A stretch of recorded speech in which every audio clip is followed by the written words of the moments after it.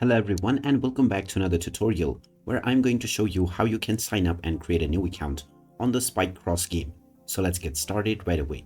First of all, open up the Spike Cross game on your device, and once you are taken into the homepage, you will have the option to continue with your Google or your Apple account.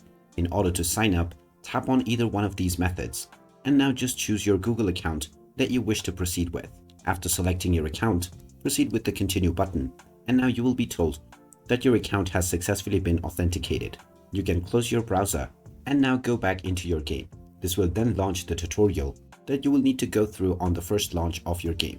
So complete the tutorial and then you can start enjoying the Spike Cross game on your device, and all of your progress will be saved within this account that you just used to sign up.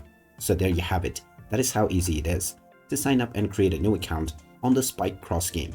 If you find this video helpful, don't forget to hit that like button and subscribe to our channel for more useful tips and tutorials. Thanks for watching, and I will see you again in the next video.